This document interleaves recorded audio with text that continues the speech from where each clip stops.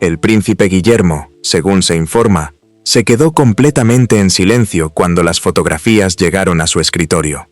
No levantó la voz, no dio un portazo, simplemente guardó silencio. Y, según personas familiarizadas con el funcionamiento del palacio, ese tipo de silencio es mucho más peligroso que cualquier discusión a gritos. Porque dentro de Windsor, cuando algo sale realmente mal, la reacción nunca es ruidosa, es silenciosa, controlada y calculada. Y fuentes cercanas a la Casa Real aseguran que eso fue exactamente lo que ocurrió esta vez. Al final de aquel único día, había un asesor despedido. Una pintura valorada en millones, retirada de una bóveda real. Un documento legal desaparecido, que se esfumó de una carpeta antes de que nadie pudiera fotografiarlo. Y un rey que, según parece, había conocido todo el plan durante semanas, y no dijo absolutamente nada, hasta que fue casi demasiado tarde para detenerlo. Aquí es donde comienza realmente la historia. 6 fotografías. Una invitación con estampado dorado. 42 nombres VIP. Y un pequeño escudo real no autorizado situado directamente encima del nombre de Laura López. Para quienes necesiten recordarlo, Laura López es, según se informa, la hija de la reina Camila de su primer matrimonio. No es miembro activo de la realeza, no posee un título real y no tiene ningún cargo oficial dentro de la monarquía.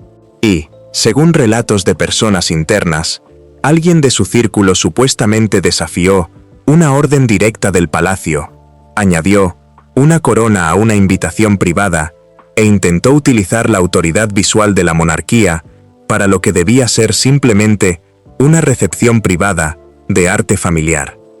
Una corona, impresa en papel, después de que le dijeran por escrito que jamás podía utilizarla. Quédate con nosotros, porque esta historia no avanza como esperas. Cada vez que crees saber quién es responsable, el siguiente detalle cambia completamente el panorama. Hay una carpeta que desaparece en el aire. Una pintura que jamás debería haber salido de su bóveda. Una firma que nadie dentro del edificio reconoce.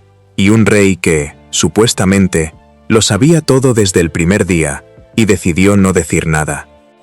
Si disfrutas de análisis profundos como este, desentrañando lo que supuestamente ocurre detrás de las paredes del palacio cuando las puertas se cierran, suscríbete a Royal Files, porque este no será el último secreto que salga de Windsor y querrás estar aquí para descubrir el próximo. Ahora, antes de continuar, una breve aclaración sobre cómo llega hasta ti una historia como esta. Los palacios no suelen confirmar historias de este tipo, y tampoco suelen negarlas. Lo que realmente ocurre es que personas dentro del edificio hablan con personas fuera de él, pieza por pieza, durante días y semanas, hasta que comienza a formarse una imagen. Así que todo lo que estás a punto de escuchar se presenta de la manera en que este tipo de historias suele ser difundido, como un relato construido a partir de fuentes cercanas a la situación, no como una transcripción oficial publicada por la oficina de prensa del palacio. Tenlo presente mientras avanzamos. Y ahora, retrocedamos hasta el momento en que comenzó realmente toda esta crisis. Aproximadamente 36 horas antes de que aquellas 6 fotografías llegaran al escritorio del príncipe Guillermo, supuestamente salió un correo electrónico del palacio poco después de las 7 de la mañana. El tono era educado, casi cuidadosamente educado, el tipo de cortesía formal que utilizan los empleados del palacio, incluso cuando el mensaje que hay detrás no admite discusión, y el contenido no dejaba espacio para interpretaciones. Laura López aparentemente estaba planeando una recepción privada de arte, algo que, en apariencia, no era más que una tranquila reunión familiar con un tema cultural. El palacio bloqueó prácticamente todos los aspectos del evento antes de que pudiera seguir adelante. El evento no podía celebrarse dentro de las salas de la terraza este de Windsor. No podía aparecer ningún emblema real en las invitaciones. No se permitirían fotógrafos. No habría patrocinadores comerciales involucrados. La instrucción, según se informó, era definitiva, no una sugerencia. No algo abierto a negociación, simplemente definitiva, como suelen ser las instrucciones del palacio cuando proceden de ese nivel de autoridad. La oficina de Laura recibió el correo electrónico y los servidores del palacio registraron una confirmación de lectura que demostraba que había sido abierto. Alguien había visto cada línea de aquel mensaje. Y, sin embargo, nadie respondió. Ni confirmación, ni protesta, ni siquiera una solicitud para aclarar un solo detalle. Solo silencio al otro lado de aquella línea. Y dentro de un mundo construido completamente sobre protocolos y registros escritos, ese silencio nunca es realmente neutral. El silencio después de una instrucción directa tiende a interpretarse como algo mucho más cercano a un desafío, y las fuentes aseguran que así fue recibido entre los asistentes reales aquella mañana. La irritación comenzó a crecer casi de inmediato, pero nadie dentro de aquel edificio podía haber previsto hasta dónde llegaría aquel silencio, porque lo ocurrido aproximadamente 24 horas después no se limitó a aumentar la irritación. Supuestamente la convirtió en una crisis total. 2 furgonetas de reparto llegaron a una entrada de servicio de Windsor, no por las puertas principales, no por la entrada ceremonial utilizada para los visitantes oficiales, sino por una tranquila puerta de servicio destinada a entregas que nadie debería notar. Dentro de aquellas furgonetas, según los relatos procedentes del lugar, había equipos de iluminación, una pared de champán, enormes arreglos florales y una pila de bolsas de regalo de alta gama. En esencia, estaba allí toda la infraestructura física necesaria para un evento que, oficialmente, ya había sido cancelado por escrito menos de un día antes. La documentación tampoco incluía la autorización necesaria para visitantes. No había autorización aprobada. No había manifiesto registrado previamente. Nada que debiera haber permitido que ninguno de los 2 vehículos se acercara a los terrenos del castillo aquella mañana. Pero ambas furgonetas llevaban asociada una única frase que, según se informa, lo cambió todo. Entrega privada para la reina.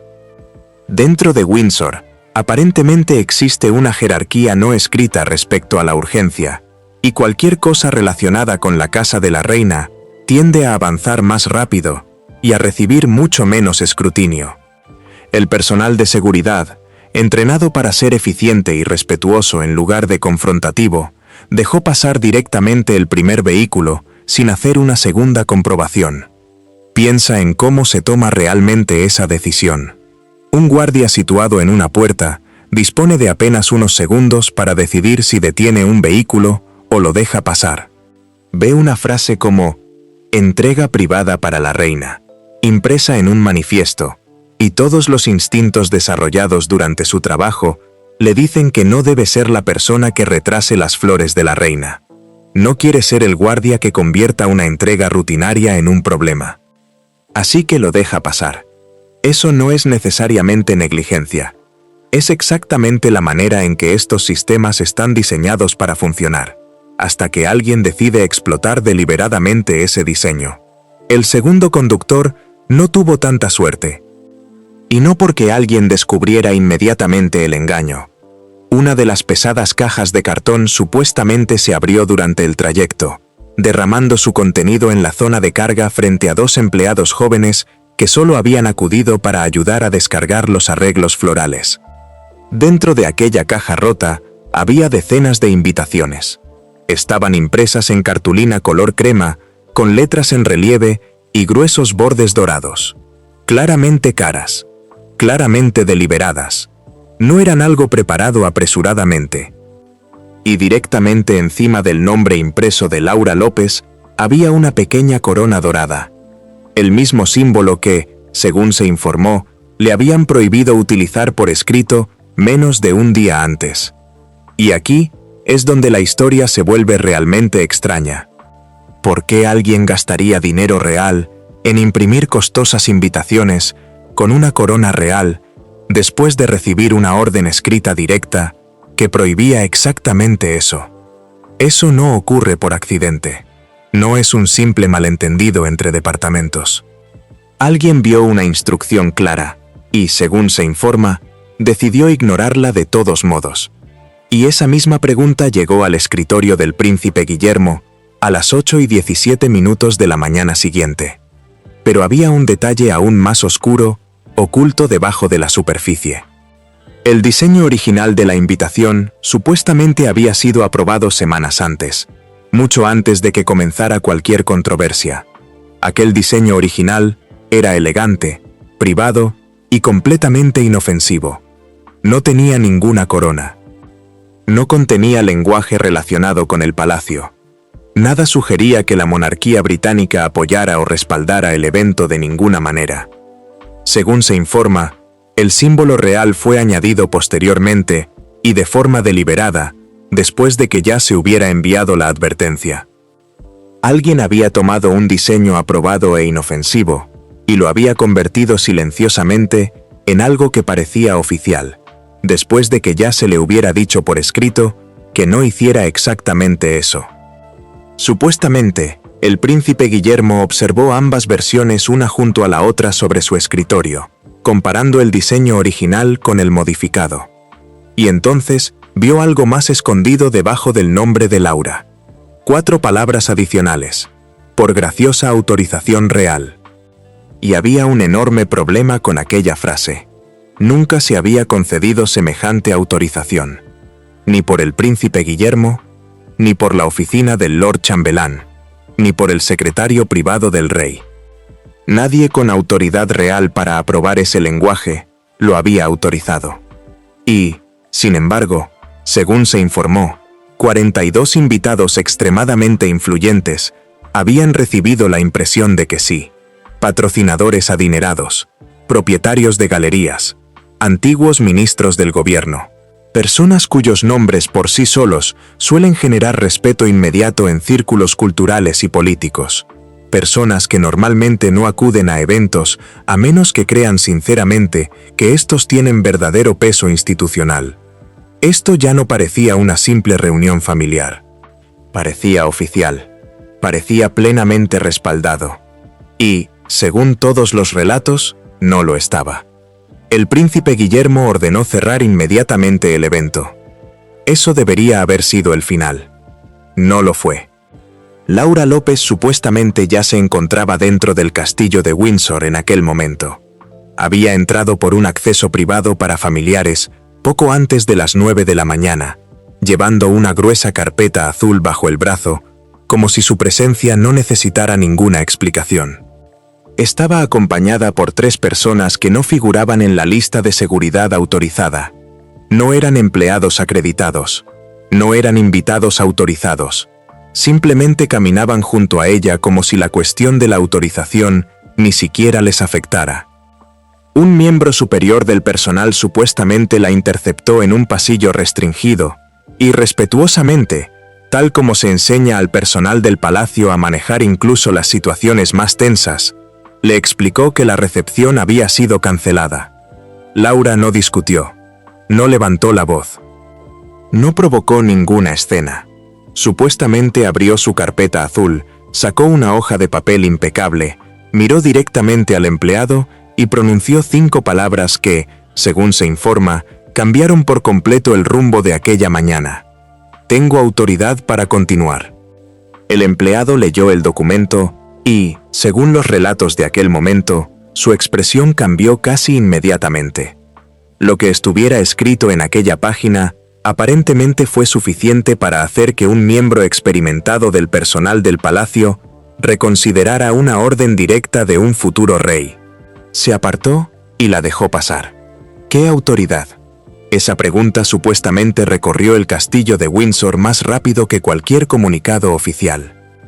En cuestión de minutos, altos asesores comenzaron a utilizar sus teléfonos sin parar, intentando determinar quién había firmado realmente aquel documento, de dónde había salido y cómo había conseguido anular una cancelación que ya había sido emitida formalmente por escrito. Nadie reconocía la firma, pero la instrucción escrita debajo era aparentemente clarísima. Proporcionen a la señora López toda la asistencia razonable. Y parecía proceder de la casa de la reina, no de la del rey. Para la mayoría de las personas fuera de ese mundo, Esa diferencia podría parecer casi insignificante. ¿Una reina? ¿Un rey? ¿Realmente importa qué oficina lo autorizó primero? Dentro del palacio, según personas familiarizadas con su estructura interna, esa diferencia se parece mucho más a una bomba de relojería.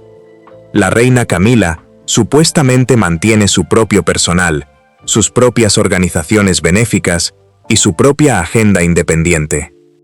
Pero su casa no está situada por encima de una instrucción directa emitida en nombre del rey, especialmente dentro de una residencia real como Windsor, donde la cadena de mando interna es conocida por ser extremadamente rígida. El príncipe Guillermo estaba supuestamente furioso y ordenó que el documento fuera llevado directamente a su despacho para ser verificado. Nunca llegó. Alguien supuestamente lo había retirado de la carpeta azul de Laura antes incluso de que la seguridad del castillo pudiera hacer una copia. Desaparecido. En algún punto entre un pasillo y otro. Así que la situación había escalado simultáneamente en dos frentes. Una orden directa había sido ignorada, y ahora las pruebas relacionadas con aquella violación habían desaparecido misteriosamente. Eso significaba que alguien en aquel pasillo había tomado una decisión en una fracción de segundo. Proteger a Laura. Protegerse a sí mismo. O quizá proteger a alguien completamente distinto. Y quienquiera que fuera, había actuado con la suficiente rapidez y precisión como para que ningún empleado pudiera confirmar exactamente quién había pasado por allí con aquella carpeta durante el momento crítico. En ese instante, el príncipe Guillermo supuestamente dejó de tratar aquello como un simple malentendido familiar y pasó a un modo de bloqueo total. Exigió registros de acceso, grabaciones de las cámaras de seguridad, declaraciones escritas del personal y copias impresas de todos los correos electrónicos relacionados con el evento, remontándose hasta la primera aprobación del diseño original de las invitaciones.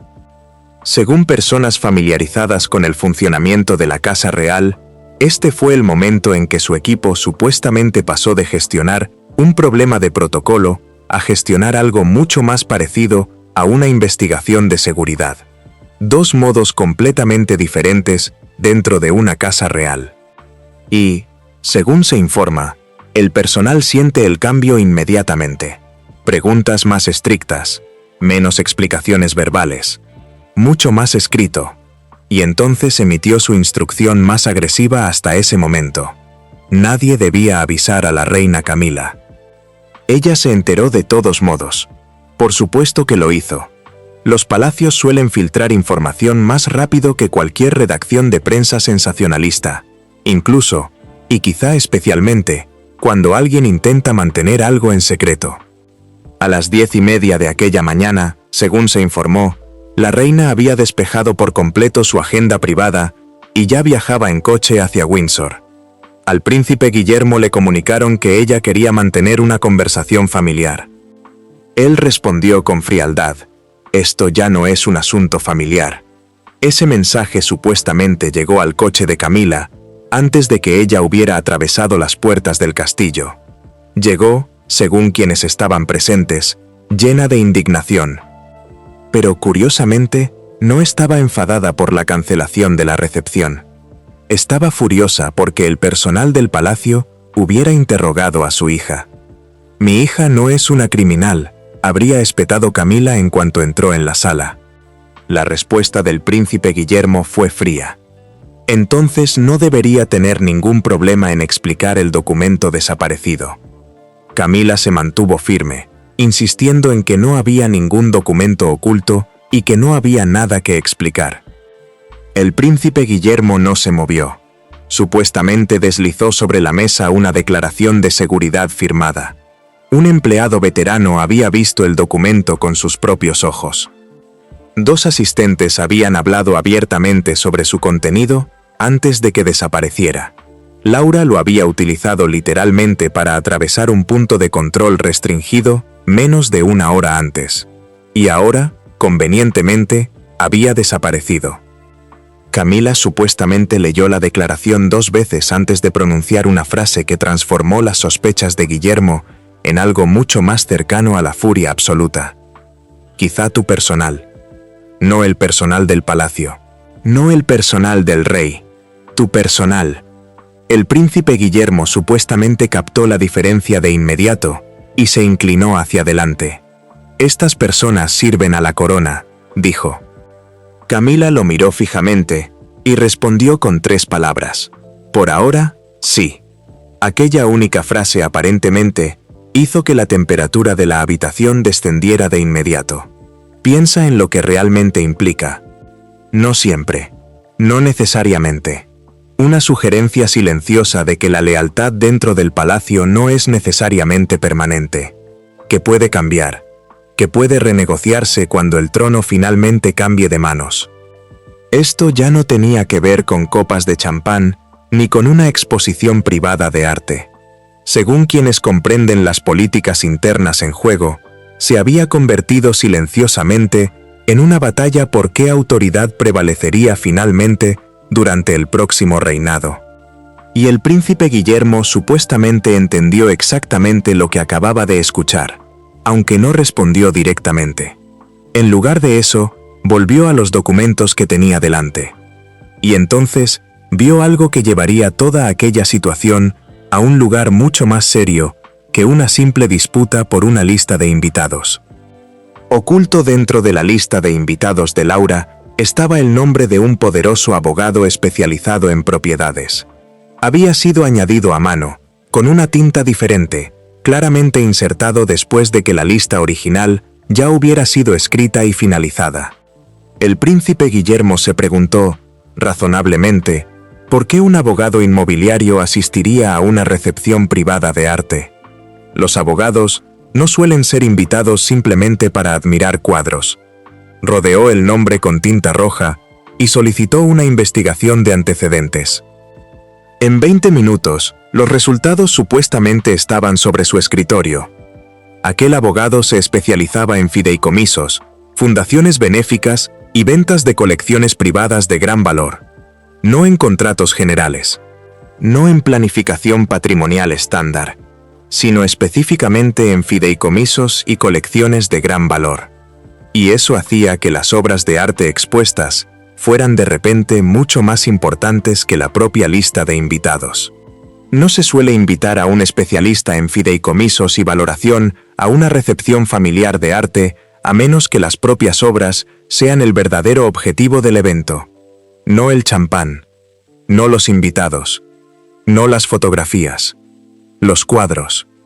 Alguien supuestamente quería tener a un experto jurídico cualificado físicamente presente en aquella sala mientras determinadas obras de arte estaban expuestas. Y eso no es el tipo de coincidencia que ocurre por accidente.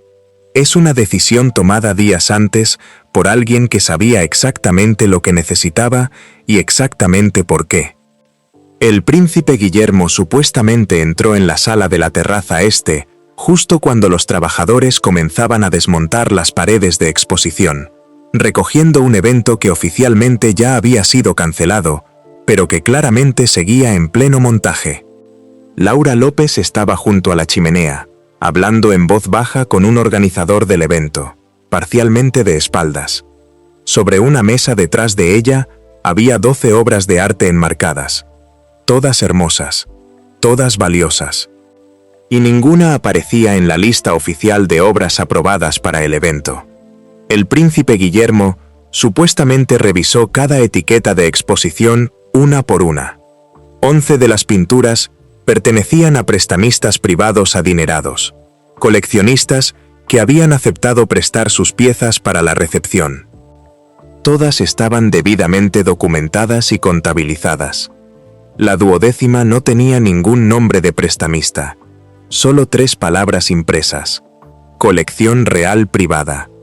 Aquella etiqueta jamás debería haber estado allí. No sobre aquella mesa. No junto a las otras 11 obras. La colección real no es una colección personal que cualquier miembro de la familia pueda tomar prestada por capricho. Las piezas de la colección se registran cuidadosamente. Se manipulan exclusivamente con guantes, se aseguran por millones y se trasladan únicamente mediante protocolos de seguridad estrictos y coordinados. Según se informó, Aquella pintura concreta no estaba autorizada para ser trasladada. Ni para aquel evento. Ni para ningún evento. Así que la pregunta obvia pasó a ser: ¿cómo había llegado hasta el interior del castillo? Laura aseguró que realmente no lo sabía. El organizador del evento dijo que había llegado escondida entre entregas oficiales destinadas a la reina. La casa de la reina negó completamente haberla enviado. 3 explicaciones contradictorias. Y, según fuentes familiarizadas con la investigación posterior, ninguna encajaba. Entonces el príncipe Guillermo vio algo pequeño. Una etiqueta de papel en la parte trasera del elaborado marco, escondida en un lugar que un observador casual jamás pensaría revisar. No era una etiqueta de museo, no era una etiqueta de seguridad, era una etiqueta de valoración. El tipo de etiqueta que coloca un tasador cuando prepara una estimación formal antes de una venta, un ajuste de seguro o, más relevante en este caso, una disputa legal sobre la propiedad. Alguien no se había limitado a exhibir aquella pintura para que los invitados la admiraran. Alguien estaba determinando exactamente cuánto valía en el mercado abierto.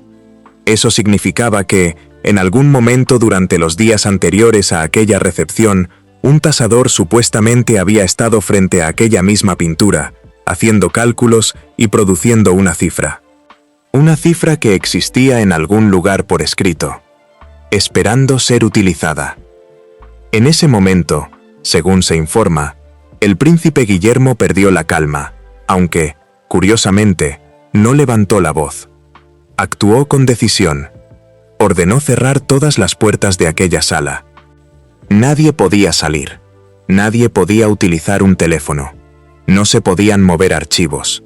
No se podían tirar documentos. No hasta determinar definitivamente quién era el propietario real de aquella pintura. Laura parecía atónita. «No puedes retener aquí a la gente durante un evento familiar», dijo. El príncipe Guillermo recorrió la sala lentamente antes de responder. Esto dejó de ser un evento familiar en el momento en que alguien puso una corona en la invitación. Entonces Laura supuestamente jugó su última carta. Miró directamente al príncipe Guillermo y afirmó que la pintura ya no pertenecía a la colección real. Insistió en que había sido entregada en privado a su madre. Un regalo. Nada más complicado que eso. El príncipe Guillermo hizo la pregunta obvia. ¿Quién se la regaló? Laura supuestamente hizo una pausa. Y aquella vacilación pareció responder a la pregunta antes de que pronunciara una sola palabra. El rey Carlos. Toda la dinámica de poder dentro de aquella sala supuestamente cambió en un instante. Si el rey Carlos realmente había regalado legalmente una pintura de valor incalculable a la reina Camila, Laura tenía todo el derecho a exhibirla como quisiera. Pero si no lo había hecho, alguien estaba utilizando el propio nombre del rey para apropiarse de millones de libras en bienes reales bajo falsos pretextos. Solo había una manera de resolverlo. Carlos tenía que entrar en aquella sala. Personalmente. De inmediato. Camila supuestamente estaba desesperada por evitar exactamente ese desenlace. Argumentó que el rey ya tenía suficiente estrés. Desestimó la pintura como un detalle trivial que no merecía su tiempo. Y acusó al príncipe Guillermo de convertir una simple cortesía familiar en una crisis constitucional por nada. El príncipe Guillermo supuestamente la ignoró por completo y envió un mensaje seguro solicitando la presencia inmediata de Carlos. Y entonces, según las personas presentes, ocurrió algo extraño. Camila se quedó repentinamente en silencio. Miró a Laura. Una mirada aguda e inequívoca. Laura giró lentamente la cabeza hacia la carpeta azul. La misma carpeta que, horas antes, había contenido el documento de autorización desaparecido, antes de que nadie pudiera fotografiarlo. El príncipe Guillermo supuestamente captó el intercambio inmediatamente. Esta vez no pidió permiso. Caminó hasta la mesa, tomó la carpeta y volcó todo su contenido. Biografías de invitados, facturas de catering, planos de asientos. documentación de seguros. Todo cayó sobre la madera pulida. Seguía sin aparecer el documento de autorización. Pero entonces, una hoja gruesa y doblada supuestamente salió de un revestimiento interior oculto de la carpeta. Un compartimento que no podía verse desde fuera. No era la simple hoja que el empleado había leído aquella mañana. Era algo mucho más importante. Un borrador de propuesta de decenas de páginas. En la parte superior aparecía un título en negrita. Iniciativa cultural de la familia de la reina. Esto supuestamente nunca había tratado sobre una pequeña exposición, ni sobre una única sala prestada en Windsor durante una tarde. Según se informa, era una iniciativa estructurada completa. La propuesta describía un enorme calendario recurrente de eventos culturales privados que se celebrarían en residencias reales, con la participación de familiares de Camila, patrocinadores corporativos seleccionados y multimillonarios mecenas de manera permanente. La recepción de Laura en Windsor no era simplemente un evento dentro de aquella iniciativa. Aparecía explícitamente en el documento como el lanzamiento oficial. El mismo lanzamiento que la seguridad del palacio creía que no era más que una modesta exposición de arte familiar. El mismo lanzamiento que ya había sido formalmente cancelado casi 2 días antes. Y que, sin embargo, supuestamente había continuado hasta el momento en que se cerraron las puertas y se confiscaron los teléfonos. En ese momento, el príncipe Guillermo supuestamente comprendió lo que realmente representaba aquella pequeña corona dorada en la invitación. No era un simple adorno añadido, porque quedaba bonito sobre una cartulina color crema. Era una marca. Alguien supuestamente estaba construyendo una operación real, no oficial, que funcionaba en paralelo a la oficial. Una segunda puerta hacia la monarquía. Una diseñada para pasar por encima del príncipe Guillermo y hacerse casi imposible de cerrar, una vez que multimillonarios y figuras políticas influyentes estuvieran emocional y financieramente comprometidos con su continuidad. Esto ya no parecía una exposición de arte fuera de control. Era infraestructura. Y según quienes conocían los documentos, había estado a punto de entrar completamente en funcionamiento. El rey Carlos llegó poco después del mediodía, sin fanfarria, sin anuncio oficial, sin equipo de avanzada, sin la habitual coreografía que acompaña a un monarca cuando se desplaza por su propia residencia. Solo una puerta lateral que se abrió silenciosamente, y el rey entrando solo. Como si ya sospechara exactamente aquello en lo que estaba a punto de entrar y hubiera decidido enfrentarse a ello sin público. Supuestamente llevaba bajo un brazo una deteriorada caja roja de despacho, del mismo estilo que los monarcas británicos han utilizado durante generaciones. Cuero desgastado. Herrajes de latón. El símbolo físico de decisiones demasiado delicadas como para dejarlas abandonadas. Miró los documentos esparcidos sobre la mesa. Y después, su mirada se desplazó, casi involuntariamente, hacia la pintura apoyada contra la pared. Su expresión cambió inmediatamente. La reconoció sin dudar. Era el tipo de reconocimiento instantáneo que solo puede tener alguien que sabe exactamente dónde pertenece algo y exactamente por qué jamás debería haber estado en aquella habitación. Cuando el príncipe Guillermo le preguntó si había regalado legalmente la pintura a la reina Camila, Carlos respondió, supuestamente, con una única palabra devastadora. No. Laura se volvió bruscamente hacia su madre. Camila permaneció en silencio. Su mandíbula estaba supuestamente apretada, y sus ojos permanecían fijos en algún punto de la mesa, en lugar de mirar a cualquiera de los presentes.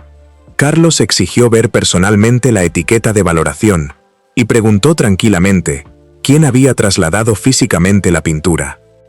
La sala quedó completamente en silencio. Entonces abrió su caja roja y mostró una instrucción confidencial firmada, fechada 3 semanas antes. La pintura, junto con varios otros activos reales, debía ser colocada en un fideicomiso familiar. Y los únicos beneficiarios nombrados en aquel fideicomiso eran, según se informó, los 3 hijos del príncipe Guillermo, Jorge, Carlota y Luis. 3 semanas. Ese plazo es extremadamente importante. Porque significa que quienquiera que hubiera organizado todo aquello no estaba reaccionando a una noticia que acababa de conocer. Supuestamente llevaba semanas sabiendo lo del fideicomiso. Había observado cómo avanzaba el tiempo. Y había programado una recepción de arte específicamente para encajar dentro de aquella estrecha ventana antes de que la documentación se volviera completamente irreversible. Eso explicaba por qué el abogado especializado en propiedades había sido añadido a la lista de invitados en el último momento. Explicaba por qué la etiqueta de valoración había sido colocada discretamente en el marco. Y explicaba por qué el evento tenía que celebrarse inmediatamente, antes de que el fideicomiso pudiera finalizarse y quedar completamente protegido. Porque una vez que un fideicomiso así se ejecuta por completo, impugnarlo posteriormente se vuelve muchísimo más difícil. La ventana para crear dudas se estaba cerrando rápidamente. Y aparentemente alguien sabía exactamente cuántos días quedaban. Si la pintura hubiera aparecido públicamente bajo el supuesto control de Camila, aunque solo fuera durante una noche, podría haber cambiado todo. Las fotografías y los testimonios de invitados ricos y creíbles podrían haber respaldado posteriormente un argumento, en un tribunal o durante una negociación privada, de que Camila ya había tratado la pintura como propiedad propia durante algún tiempo. Eso no habría demostrado automáticamente la propiedad, pero habría creado dudas. Y dentro del mundo de los fideicomisos y el derecho sucesorio, las dudas son precisamente el tipo de vacío que los equipos jurídicos saben explotar durante años. El príncipe Guillermo supuestamente se volvió hacia Laura y le hizo una pregunta directa. ¿Lo sabías? Laura supuestamente tartamudeó que le habían dicho que la obra pertenecía legalmente a su madre. Cuando le preguntaron de dónde procedía aquella afirmación, bajó la mirada y se negó a responder. Carlos aparentemente no necesitó que dijera nada. Lentamente giró la cabeza hacia su esposa, y la sala volvió a quedar en silencio. Ese tipo de silencio que tiene verdadero peso. Una presión que parece caer sobre todos los que están dentro.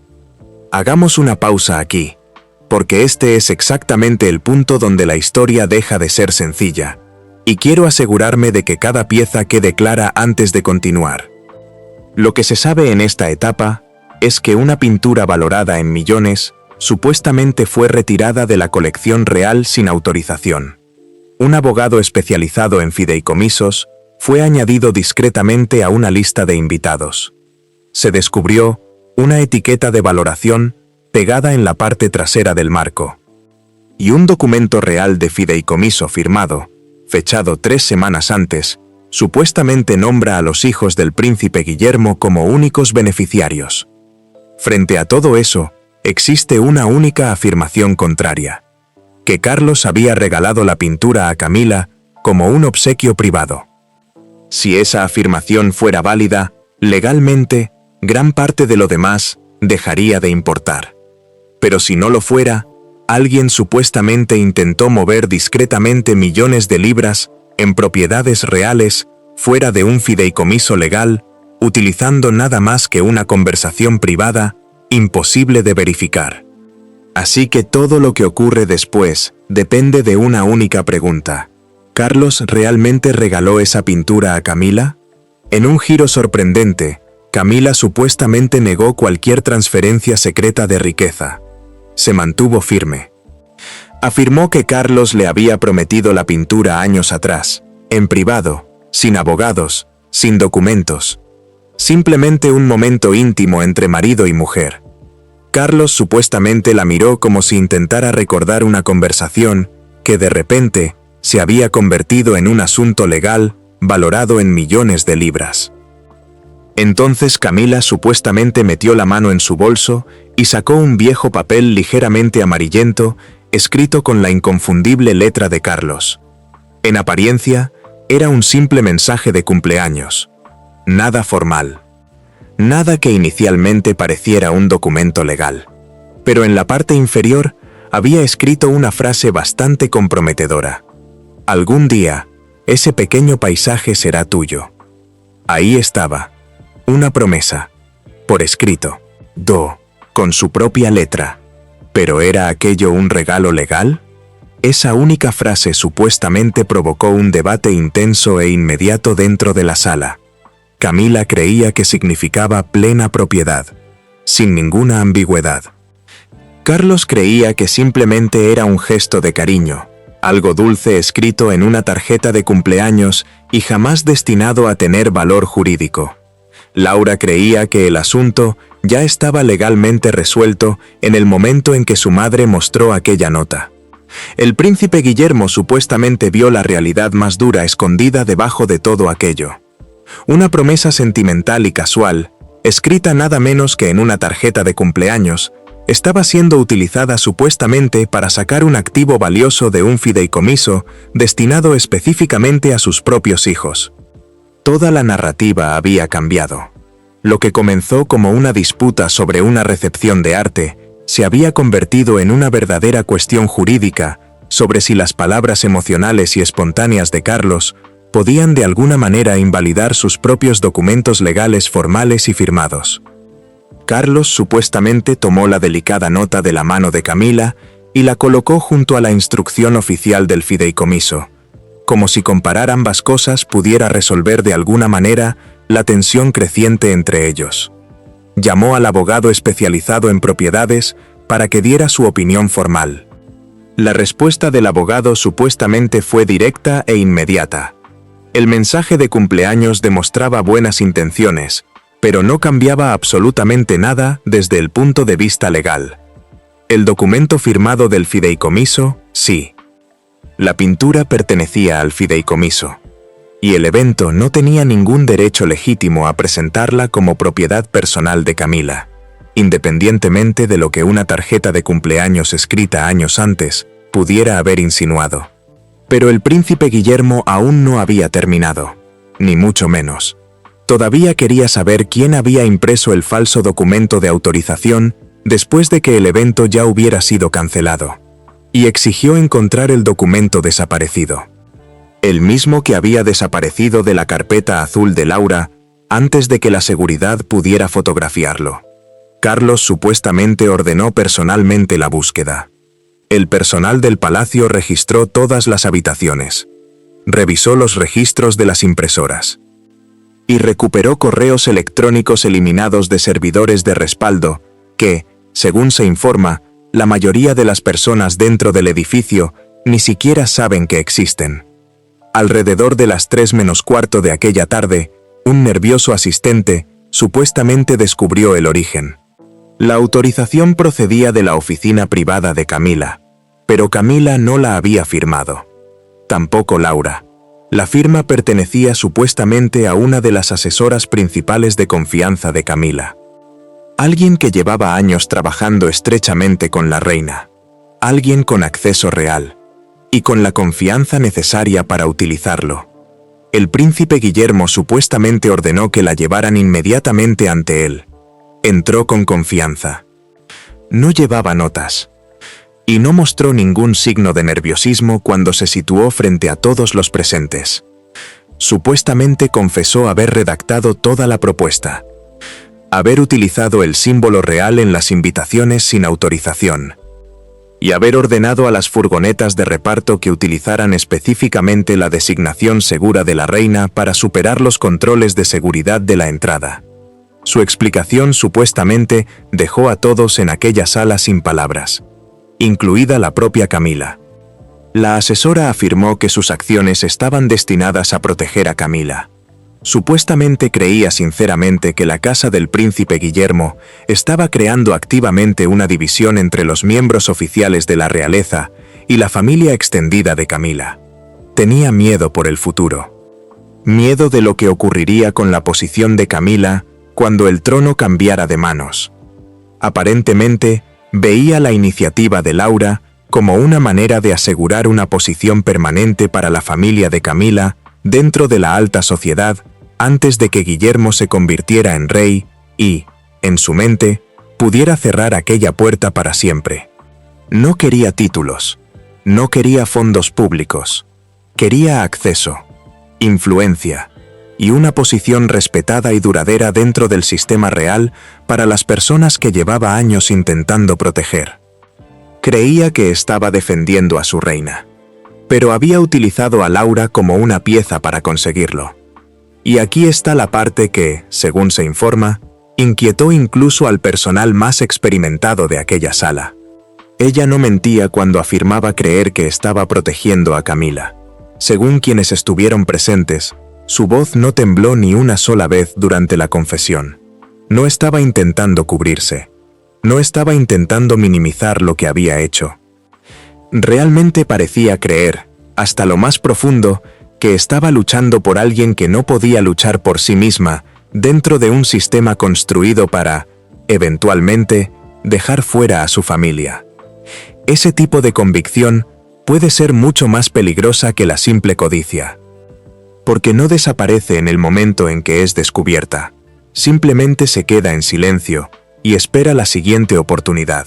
Esta fue, según la mayoría de los relatos, la verdadera traición escondida detrás de toda la historia. Y cambia la interpretación de todo lo ocurrido anteriormente. Laura supuestamente nunca tuvo la intención de robar propiedades reales. No fue la arquitecta de todo aquello. Supuestamente fue manipulada, cuidadosamente y deliberadamente, por alguien en quien confiaba completamente. Le dijeron que el evento había sido aprobado. Le entregaron un documento firmado por una figura superior de confianza dentro de la propia casa de su madre. Le aseguraron que la obra de arte pertenecía legalmente a su madre. Cuando llegó el primer correo de cancelación, Laura supuestamente decidió ignorarlo. No verificó nada con una fuente independiente. No llamó a la oficina del príncipe Guillermo para confirmar un solo detalle. Ignoró las señales de advertencia porque la versión falsa de los acontecimientos que ya le habían entregado era la que quería creer. El príncipe Guillermo supuestamente nunca estuvo enfadado simplemente porque Laura fuera la hija de Camila. Ese nunca fue realmente el problema. Estaba furioso porque su nombre supuestamente había sido utilizado, sin que ella comprendiera completamente lo que estaba ocurriendo, para eludir la seguridad, trasladar objetos de valor incalculable sin autorización, silenciar a empleados que solo intentaban hacer correctamente su trabajo y convertir deseos personales en algo que parecía y funcionaba como una orden real. Carlos supuestamente despidió a la asesora rebelde inmediatamente. En el acto, sin negociación, personalmente destruyó las invitaciones. El evento fue cancelado formalmente, esta vez de manera definitiva. Y las obras de arte fueron aseguradas y devueltas a su bóveda bajo una escolta de máxima seguridad. Camila, supuestamente humillada delante de todos los presentes, exigió una disculpa formal por la manera agresiva en que Laura había sido tratada durante todo el día. El príncipe Guillermo se negó. Carlos supuestamente intentó calmar la situación y, según quienes estaban presentes, solo consiguió empeorarla. Camila habría señalado al príncipe Guillermo y lo habría acusado de humillar a su familia simplemente para demostrar su dominio antes incluso de convertirse en rey. Una acusación contundente, y no necesariamente completamente injusta en apariencia. El príncipe Guillermo permaneció tranquilo y respondió que estaba protegiendo a la corona porque Carlos no había establecido límites claros desde el principio. Nadie habló después de aquello. El silencio era, según se informó, abrumador. Y hasta el propio príncipe Guillermo parecía realmente afectado por lo que acababa de decir en voz alta. Delante de su propio padre. Delante de la reina. Carlos cerró los ojos, sintiendo todo el peso de aquella acusación. Y debajo de todos los gritos y el caos de aquel día, el príncipe Guillermo tenía razón en un aspecto fundamental. Carlos supuestamente llevaba años intentando unir pacíficamente a dos familias muy diferentes bajo un mismo techo. Sus hijos de su primer matrimonio y la familia que había construido junto a Camila. Realmente quería paz entre ellos. Pero nunca dejó claro, ni una sola vez y de manera formal, dónde debía terminar el afecto personal y dónde comenzaba la autoridad real. Y ahora, Una vaga promesa de cumpleaños escrita años atrás en una tarjeta había estado a punto de arrastrar a sus jóvenes nietos a una disputa legal sobre propiedades. Una asesora demasiado entusiasta había actuado sin la autoridad adecuada, convencida de que estaba protegiendo a las personas que amaba. Una hija había ignorado una orden directa de seguridad porque realmente creía que el acceso familiar era más importante que las normas institucionales. Carlos quería paz y terminó creando caos. El golpe final no llegó hasta después de que Laura López hubiera sido escoltada fuera de los terrenos. El príncipe Guillermo supuestamente tomó la lista de invitados una vez más. La revisó por costumbre más que por cualquier otra razón. 42 nombres aparecían en aquella lista. 41 habían sido invitados mediante el procedimiento normal y rastreable, pero uno había sido añadido a mano en el último momento, escrito con una tinta diferente al resto de la página. El príncipe Guillermo supuestamente observó aquella escritura durante un largo momento. No era de Laura, no era de Camila, y definitivamente tampoco era de la asesora despedida. Algo que ya había confirmado comparando aquella escritura con su confesión anterior, casi por puro instinto. Carlos miró la página y reconoció inmediatamente la letra. Supuestamente él mismo había añadido aquel nombre semanas antes de que se redactara siquiera el correo de cancelación, antes de que alguien modificara secretamente las invitaciones para añadir una corona que jamás había sido autorizada. Antes de que nadie en aquella sala afirmara, con absoluta seriedad, que no sabía nada del plan. El príncipe Guillermo levantó lentamente la mirada hacia su padre, y la sensación de traición dentro de aquella sala era tan intensa que casi podía tocarse. Carlos supuestamente se dejó caer hacia atrás en su silla. El rey había sabido del plan de la recepción desde el principio. Incluso había sugerido discretamente asesoramiento jurídico a Camila semanas antes, cuando la idea apareció por primera vez. Pero cuando la propuesta se volvió demasiado polémica, demasiado vinculada a cuestiones de propiedad y utilización de la marca real, supuestamente se apartó por completo. Dejó que el personal del palacio la cerrara sin reconocer jamás su propio papel en el origen de todo aquello. Carlos nunca ordenó directamente que alguien tomara la pintura. Nunca firmó un documento autorizando lo ocurrido aquel día. Pero al permanecer en silencio, al apartarse y permitir que el caos se desarrollara sin corregirlo, dejó que todos a su alrededor asumieran lo que él quería y actuaran basándose en esas suposiciones sin verificar nada. Camila se sintió traicionada por su propio marido. Laura se sintió respaldada por el palacio hasta que dejó de estarlo. El príncipe Guillermo sintió que la propia corona estaba bajo una amenaza silenciosa y constante. Los tres reaccionaban, cada uno a su manera, ante un vacío de liderazgo que Carlos supuestamente había evitado llenar durante años. El príncipe Guillermo no gritó. Supuestamente tomó la lista de invitados por última vez, caminó hasta donde estaba sentado Carlos y la colocó suavemente sobre la mesa delante de él. ¿Podrías haber detenido esto? Carlos supuestamente no se defendió, no lo negó. En lugar de eso, miró el espacio vacío de la pared donde la pintura había estado colgada apenas unas horas antes. Miró las invitaciones doradas rotas que yacían en la papelera cercana. Finalmente, metió la mano en su chaqueta y sacó una pesada pluma estilográfica. Acercó hacia sí la extensa propuesta y trazó una gruesa línea negra directamente sobre las palabras. Iniciativa cultural de la familia de la reina. Su mano supuestamente tembló ligeramente mientras escribía una nueva regla para la familia real debajo. Ningún miembro privado de la familia actuará con autoridad real. Firmó su nombre debajo, con una determinación que llenó toda la sala. Camila supuestamente leyó la frase en silencio. El nombre de Laura no aparecía en ninguna parte de aquella página, pero todos los presentes entendieron perfectamente para quién estaba destinada. El príncipe Guillermo recogió tranquilamente sus documentos, se giró y caminó hacia las pesadas puertas de madera sin decir una palabra más.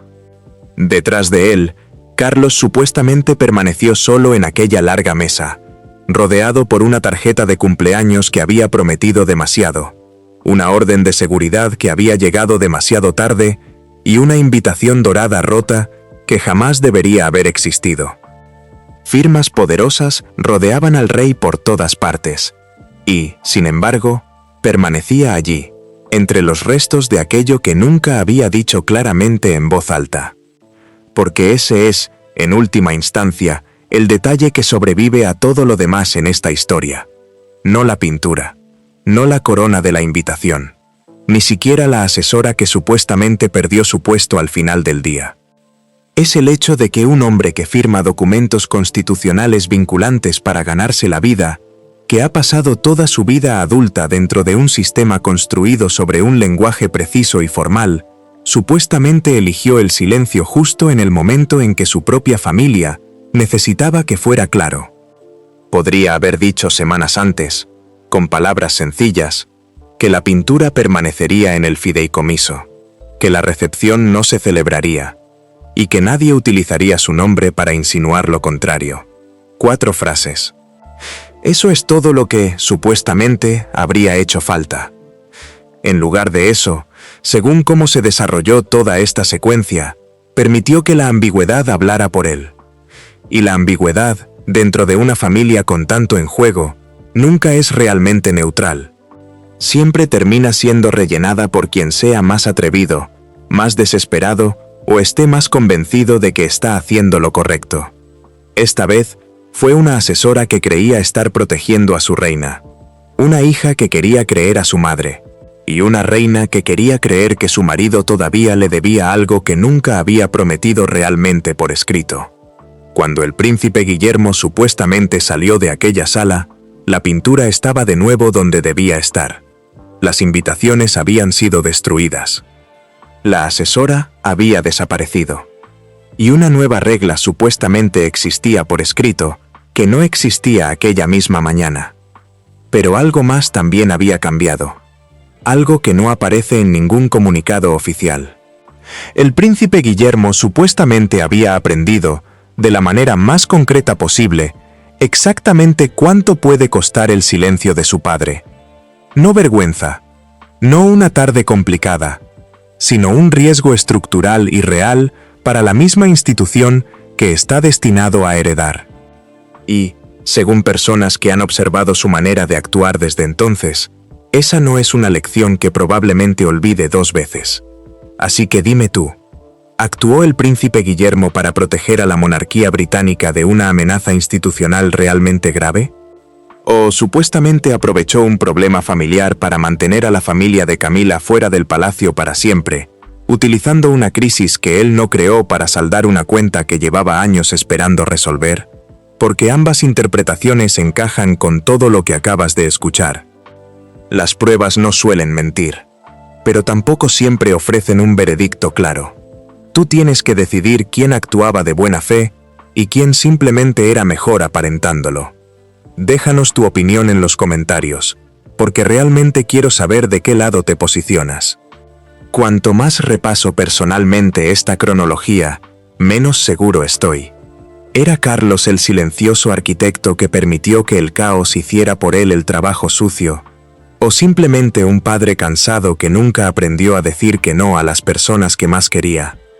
Y si quieres conocer la próxima historia real en cuanto salga a la luz, asegúrate de suscribirte a Prime Expedition, porque, según todo lo que está circulando actualmente, este no será el último secreto que salga de Windsor. Y el próximo podría ser todavía más difícil de creer.